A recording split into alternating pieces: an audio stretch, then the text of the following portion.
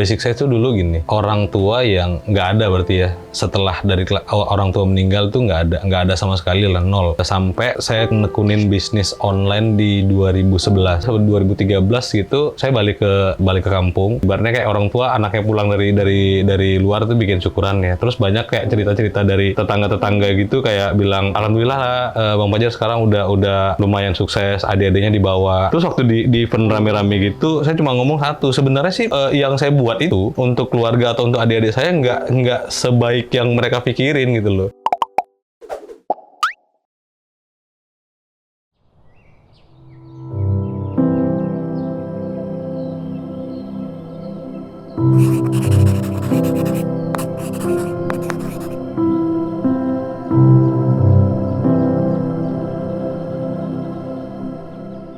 Nama saya Fajar Maulana Nasution, usia saya sekarang 34 tahun, asalnya dari kota Medan. Kalau nama saya Muhammad Rizky, umur 29 tahun, dan alamat di Medan. Kesibukan sehari-hari sih, saya sih importir ya, mainin alat-alat fitness kayak gitu sebelum ekspor. Tapi sebenarnya sih sekarang bukan mengganti pekerjaan, tapi ekspor ini bagian dari ekspansi bisnis buat saya gitu. Kalau saya sih basic sebelum ekspor bergerak di bidang PH, production house, ya di bagian perfilman, iklan dan lain-lain, dan setelah IO gitu kan. Namun karena tertarik dengan dunia ekspor, jadi ada keinginan lah untuk mencoba di ekspor ini.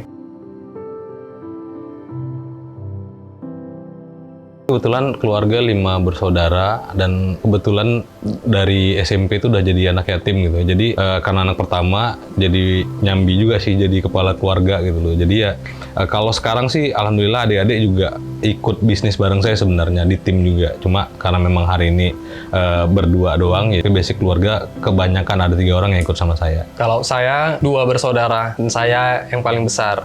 Adik saya 1 perempuan.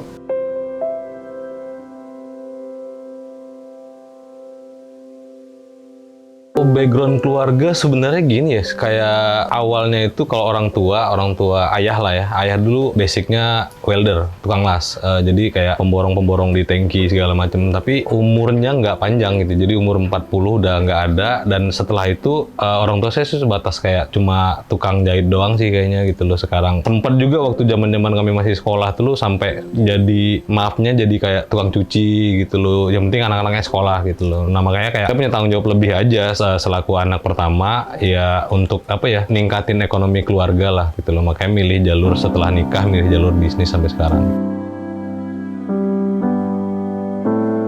Keluarga, orang tua, alhamdulillah dua-duanya kerja di pabrik, salah satu pabrik yang ada di Medan ini. Kalau background keluarga malah nggak ada ya, saya nggak ada yang pebisnis sama sekali gitu. Maksudnya kayak mungkin ya basicnya mungkin bisnis, tapi kayak karena ayah saya dulu kan pemborong ya, mungkin kategorinya sekarang bisa juga ya bisnis gitu loh. Tapi saya sih nggak ada bener-bener diajarin sama sekali, karena ya umur 15-16 tahunan lah berarti ya, posisi kelas 3 SMP itu udah nggak ada orang tua, udah nggak ada ayah gitu. Sementara kayak mama saya juga nggak punya basic bisnis sama sekali gitu loh. Jadi pure dari pengalaman lah yang ngajarin bisnis, bukan dari background dari orang tua gitu. Kalau saya background kalau berbisnis nggak ada, karena dengan keinginan niat tadi kan ingin merubah ekonomi keluarga, jadi saya coba untuk berbisnis. Beda dengan orang tua saya yang basicnya karyawan.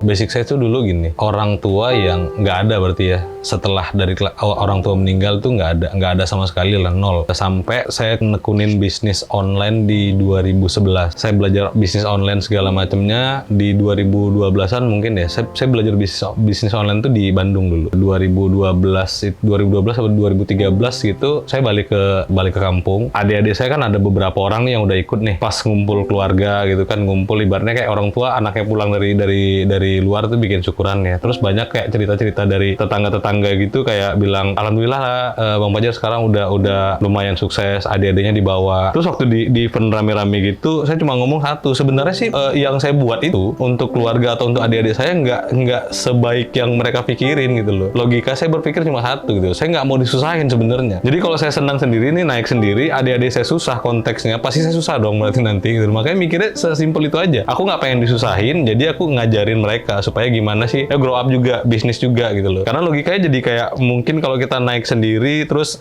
ada keluarga yang maafnya masih di bawah, kayak logikanya gini sih kalau menurutku, kayak ngetok rumah kita jadi takut sih nanti gitu loh. Ini adik nggak ada, ngetok rumah tiba-tiba kayak ini mau minjem duit lagi nih nanti gitu kan.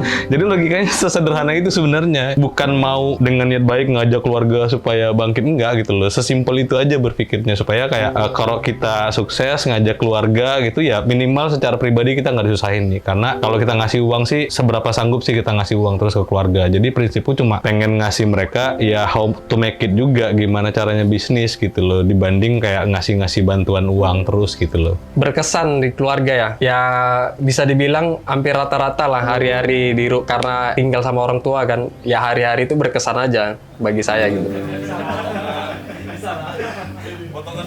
Background dari kakak ipar saya itu semuanya bisnis. Nah, jadi saya dulu pertama kenal konteksnya ngebantuin kerja mungkin ya, bukan bisnis loh. Itu di sama mereka. Jadi saya banyak belajar bisnis bukan dari keluarga saya, tapi banyak dari keluarga istri, dari abang-abang ipar. Dulu saya 1 tahun di Garut, 2 tahunan di Purwokerto. Nah, di 2010 itu awal mulanya ada yang namanya online shop mungkin ya, baru-baru booming tuh 2010-an. Nah, jadi saya kayak diajarin, karena di situ grosir besar, banyak barang-barang, logika berpikirnya cuma dikit aja gitu. Coba kamu belajar komputer, terus ngejualin produk-produk ini secara online gitu loh. Nah, basicnya jangankan komputer gitu loh. Saya basicnya sekolah dari otomotif nih, nggak ngerti sama sekali kan sama komputer. Jadi sebelum saya bisnis itu, saya bukan belajar bisnisnya, tapi belajar komputernya dulu. Nah, begitu belajar komputer, diajarin. Saya tuh belajar komputer pakai komputer keponakan. Jadi saya selama 1 tahun, hampir 2 tahun, saya belajar komputer itu dari jam 10 malam sampai jam 2 pagi. 1 tahun berjalan, kayak di 2011-an itu saya udah mulai lumayan ngerti bisnis, udah mulai pasang iklan. Dulu Tokopedia belum ada, marketplace belum ada, belajar blogging sendiri, belajar buat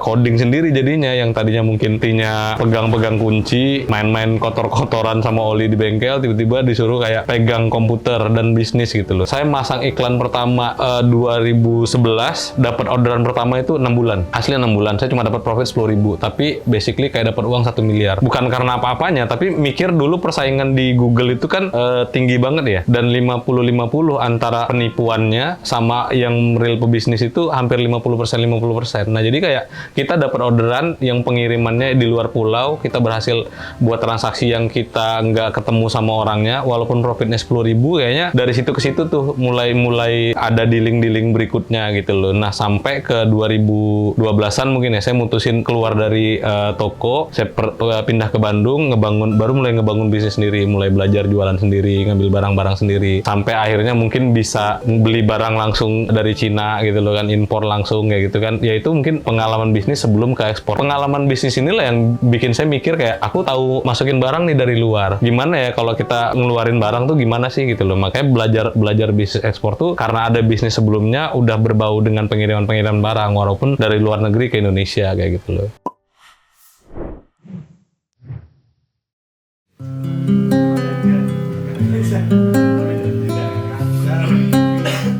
Waktu zaman kuliah dulu kan, sama sih ceritanya dengan partner saya Bang Pajar. Lain jalur. Dulu kuliah di pendidikan olahraga. Berjalannya waktu kan, karena ada teman partner kan, kita coba bangun PH tadi, production house. Jadi kita coba di dari 2013 dulu lalu kan, penggarapan perdana itu kemarin buat film untuk nasional. Jadi berjalan kerjasama juga dengan Pemda daerah lain kan, untuk promosi daerah di event-eventnya. Namun kemarin karena kendala di COVID, jadi korban COVID juga.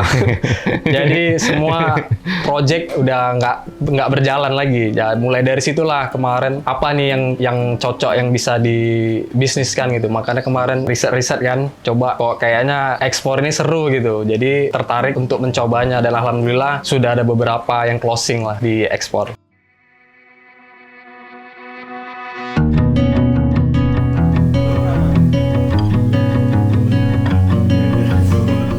Aku dari batch 2 mungkin ya, udah tahun berapa sih gitu awalnya gitu. Ketemunya tuh karena gini, karena di Instagram sih kayaknya gitu loh. Di Instagram kalau kita balik lagi kan, mungkin kayak kita sering searching tentang ekspor atau apa gitu di Google, kayak terus baru tiba-tiba ketemu rekomendasi itu gitu loh. Ada kayak kalau nggak salah videonya Ko Julio kalau nggak salah. Terus saya langsung ngedalemin ngeliat waktu aku gabung malah belum ada aplikasi-aplikasian kayaknya. Masih pakai Google Class gitu, masih pakai video, ngeliatin video harian gitu kan. Belajarnya bener-bener dari situ. Tahun berapanya? Kayaknya tahun kemarin lah paling baru ya gitu loh. Sama video-video yang dibuat sama Julio, terus ya memang kayak tertariknya karena lebih detail ya. Balik lagi kayak aku bilang, aku pengen di komunitas Bisa Ekspor ini pengen mempelajari secara teori gitu loh. Karena dulu sebelum di sini juga aku pernah di beberapa komunitas gitu loh, di beberapa asosiasi yang udah berhasil ekspor, tapi kan konteksnya praktek nih. Nah, untuk mempelajari teorinya, mau nggak mau kan kita harus tahu dari orang yang memang benar-benar kompeten ngejelasin masalah teori. Dan aku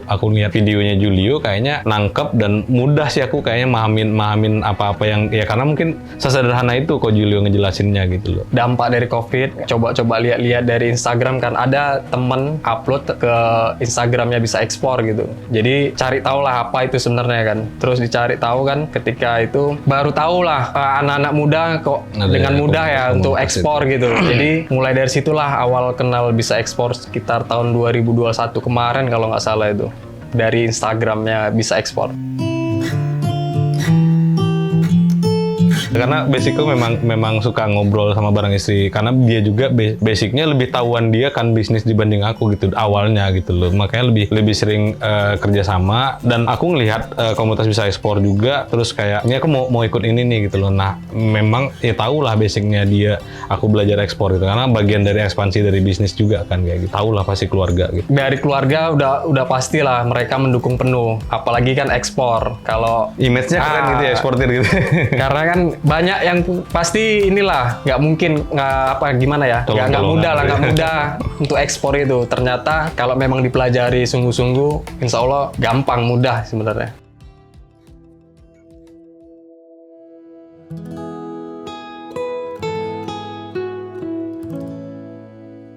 Jadi sekarang sih kita lagi mau ada beberapa kontrak ngerjain produk minyak asiri. Minyak asiri ini banyak nih. Kita lagi memang coba explore lah, karena kebutuhan sebenarnya apa ya, kalau bahasanya minyak asiri ini sebenarnya seksi, cuma orang belum berani explore gitu loh. Karena satu kan gitu, seketika dia mau explore dan ada buyer, otomatis kan quantity nih. Sementara untuk ngegarap sampai volume yang diminta sama buyer itu biasanya kan nggak susah lah memang gitu kan, karena kita harus kerja sama beberapa stakeholder juga gitu loh. Itu yang lagi kita kerjain sekarang gitu. Banyak tuh dulu kita nyobain komoditi kan, mulai dari kayu manis dulu pernah juga, kayak banyak lah beberapa komoditi, termasuk lah kayak Bang Rizky juga kan mainin lidi sawit dulu. Karena lidi sawit itu kayaknya ini ya, untuk newbie itu paling gampang memang ngerjainnya gitu loh. Pasar besar, pasarnya kan gede. Ya cuma balik lagi kan kemarin ya, karena freight yang lumayan kayak jadi naik gitu kan, jadi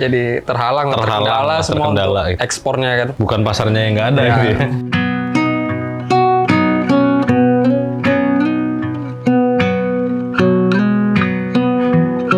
Sebenarnya tim ada banyak lah, mungkin ya ada 6 orangan yang semuanya sih sebenarnya sekarang sih masih belum ada benar-benar spesifik kayak ini ngerjain ini, masih gotong royong lah masih sama-sama sampai yang penting jadi gitu. Sampai beneran ini bisa jalan dulu ya. Sekarang sih masih nggak ada spesifik job desk kerjanya ya. Jadi ya manajernya, kulinya juga gitu. Ya itu drivernya juga, sampai kemana-mana keluar kota nyari barang juga ya masih dengan tim seadanya ini gitu loh, sampai benar-benar nanti selesai minimal ada closing di awal, baru kan kita bikin manajemen yang benar. Kemarin juga waktu ke Pekanbaru sampai mobil ditabrak orang, ganti ruginya nggak sesuai ekspektasi, mobil rusak gitu, banyak lah ya. Kemarin waktu ke arah ke Aceh jalannya liuk-liuk, ada yang tim kita kena muntahan gitu kan. Maksudnya ya terutama kan kayak supplier pasti ada yang awalnya pasti nggak yakin ya. skeptis lah. Nggak yakin ini anak muda nggak mungkin ini ekspor apa ini katanya kan. Ada juga yang kadang sistem mereka kan udah punya sistem kita ikutin tapi ditinggal gitu aja, hilang kayak hantu gitu dah. Nggak ada tiba-tiba gitu. Tadinya ada ya kali ngobrol. Pengalaman yang gak enak sih ya cuman itu aja di suppliernya sih.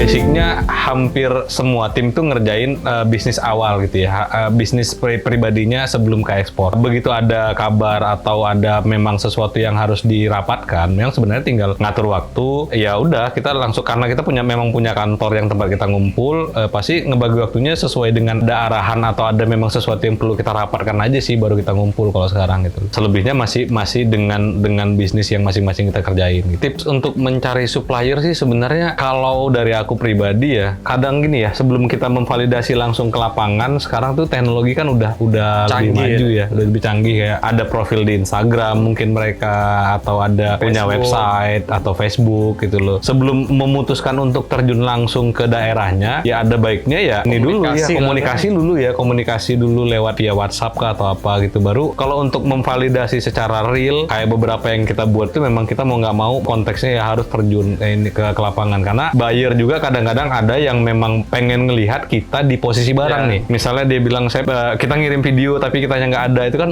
bakal dipertanyain juga sih gitu loh. Atau kadang ada juga yang mau video call walaupun kadang-kadang kita bahasa Inggrisnya 1-2 gitu. Jadi cuma hehehe doang kan, hey gitu-gitu doang. Hello. Yang penting kan kita bisa verifikasi bahwa kita itu duduknya sama barangnya sama gitu, sama produknya. Jelas lah ada barangnya, jelas produknya ada. Yang pasti di awal sebelum kita validasi, coba deh nggunain teknologi lah gitu loh. Karena kan ya itu lebih mudah sih sekarang, cost-nya juga lebih murah kan. Cuma bayar kuota doang, kita bisa WhatsApp-an sama supplier daerah gitu loh.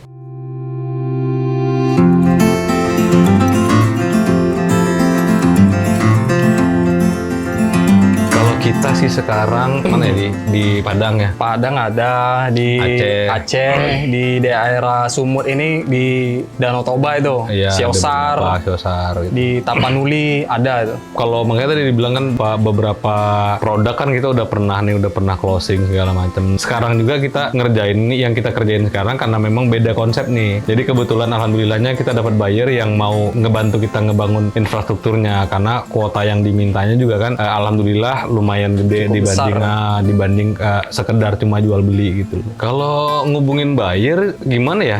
Biasanya itu kan via WhatsApp ya. Otomatis yang susahnya itu kalau memang kita nggak ngerti mungkin ya, atau bahasa Inggrisnya masih terbata-bata, mau nggak mau kan pakai third party dulu nih. Jadi kayak aku dapat WA gitu kan, terus copy paste dulu kan, copy paste dulu ke Google Translate gitu loh. Baru benerin grammarnya benar apa enggak nih, udah kalau kita balikin lagi gitu loh. Kadang pun beda waktu ya kan. Iya, yang paling susah pagi gitu. Sini malam. Itu sih paling kalau dari buyer kan, yang pasti mungkin terkendala-kendala bahasa lah gitu loh. Kita juga terdaftar di beberapa website yang benar-benar kayak Go Forward. Mungkin kalau ditanya aku ngubungin buyer berapa, ratusan mungkin ya. Ngirim quotation ribuan mungkin kan. Awal-awal mulainya dulu kan sebelum kita dapat buyer yang bisa ngechat langsung via WhatsApp kan, kita pasti nyarinya dari situ kan. Kalau nyari buyernya banyak cara sih sebenarnya ya. Kayak apa namanya, dari Facebook juga ada kan. Ya rajin-rajin lah kirim-kirim website ke trader-trader yang ada di luar sana kan. Ya berharap ada yang kecantol gitu. Ada yang balas, ada yang reply kan dari website mereka kan. Ya tinggal bangunlah chemistry-nya gimana enaknya supaya closing gitu.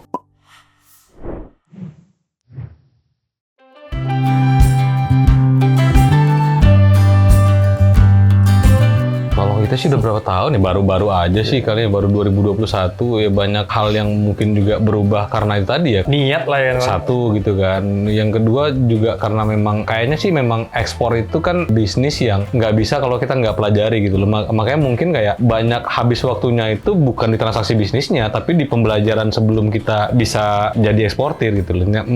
Mentingin knowledge-nya dulu lah gitu loh, gimana secara detail kan. Karena di situ kan ada nanti yang namanya pengiriman, ada namanya kita berhubungan sama orang pelabuhan, kargo. Nah ini yang kayak gini-gini kan nggak bisa kita dapat secara teori kan. Mau nggak mau kan kita harus kerjasama nih sama perusahaan-perusahaan yang megang kargo handle-nya, forwarder kayak gitu-gitu. Yang kayak gitu-gitu kan nggak bisa didapat secara teori gitu loh. Bukan ngomongin susah enggaknya sih, tapi mau atau enggak sih sebenarnya gitu. Ya, niatnya ya. Mudah juga kalau nggak mau ya Sama jadi aja. susah gitu loh. Makanya tinggal balik lagi ke kemauannya kita sih gitu loh. Kalau memang mau ya mungkin yang susah juga kan ya mudah gitu, karena balik lagi kan sesuatu itu kan mudah itu karena kebiasaan. Ya kalau kita mau belajar terus gitu, terus sering doing actionnya. Cuma kadang-kadang gini, sebelum kita cerita mudah atau susahnya, kadang-kadang banyak calon-calon eksportir baru nih mentalnya belum siap sih. Jadi kayak sekali ditolak sama buyer udah kayak kiamat aja gitu, down, nggak mau ngerjain lagi gitu loh. Padahal ya kalau dari Pareto bisnis juga mungkin kan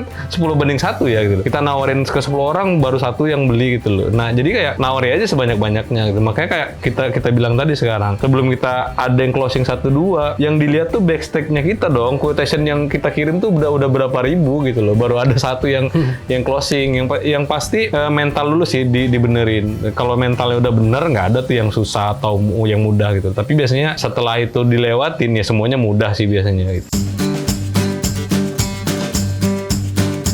Alhamdulillah ya, mungkin aku jadi lebih banyak tahu di sektor teoriannya gitu ya. Jadi karena ada beberapa hal juga yang kalau kita kerjasama nih ngumpul kayak gitu kan, ya ketemu rekan-rekan juga kan dari ada komunitas itu. Walaupun kita memang nggak bisa kerjasama sama semua orang yang ada di komunitas kan, minimal kita jadi dapat partner yang benar-benar sesuai dengan cara berpikirnya kita gitu loh, sesuai dengan cara bisnis yang kita buat gitu loh. Ya jadi bagus banget sih maksudnya gitu loh tanggapan kita, karena memang ngebantu, sangat-sangat ngebantu lah. Jadi pun anak-anak muda itu jadi nggak ragu dia untuk ekspor ya. Karena dia ada temennya minimal ada partner, udah ada pembelajaran, udah detail lah, dia bisa ekspor kan, tinggal eksekusinya aja sih. Seru aja sih ngirim ke banyak negara mungkin kan, kayak sebenarnya pasar di luar negeri itu kan kalau kita tahu sebenarnya kan banyak, tinggal ya balik lagi lah ngirim ke sini dengan karakteristik buyer yang beda, negara ini karakteristiknya negaranya beda, ya kita bisa naklukin itu. Kayaknya seru aja sih sebenarnya gitu. Kayak kalau kita ngejual komoditi petani itu minimal mereka dapat kuantiti yang banyak seketika kita dapat order kan gitu loh. Jadi itu bisa memicu juga kan buat mereka nambahin produksinya gitu. Karena balik lagi kalau kita nggak kerja sama petani dan petani juga nggak punya supply yang sesuai dengan kebutuhan kita, ya bisnis ekspor nggak jadi juga kan. Nggak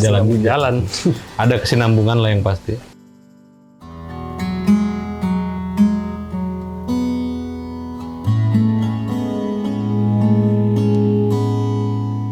Mungkin kalau di kita sih, di aku secara pribadi mungkin lebih pengen ngucapin makasih lah ya gitu loh. Makasih dengan adanya komunitas ini mungkin lebih memicu anak-anak muda yang tadinya bingung kan gitu loh, mau belajar ekspor tuh susah. Jadi kayak dengan teori dan minimal kita dapat praktek itu dari rekan-rekan mungkin ya, dari rekan-rekan yang udah duluan ekspor tuh sharing pengalamannya, itu kan jadi membantu nih buat pemula-pemula. Buat ke petani juga kita jadi dapat kayak kalau aku bilang jadi dapat keluarga baru aja gitu loh. Jadi ke satu daerah yang kenal banyak orang, melihat potensi-potensi daerah yang tadinya mungkin kita nyarinya produk A, ternyata begitu sampai ke daerah ada potensi yang produk B, C gitu loh. Jadi ngebuka banyak pasar juga kan jadinya gitu loh. Ya kalau kesan untuk bisa ekspor ya, harapannya terus berkembang untuk membantu para petani, para eksportir pemula kan, dan terus menjadi pejuang devisa untuk negara. Kalau harapan aku sih mudah-mudahan bisa ekspor makin gede, makin besar, komunitasnya makin gede. Jadi kayak semakin banyak anggota komunitas mungkin kan kayak mutualismenya itu makin gede ya gitu. Karena mungkin nggak semua dari komunitas bisa ekspor itu bisa melakukan bisnis ekspor. Tapi minimal dengan komunitas bisa ekspor itu gede, anak-anak muda ini dapat manfaat dari kegiatan ekspor yang kita buat gitu.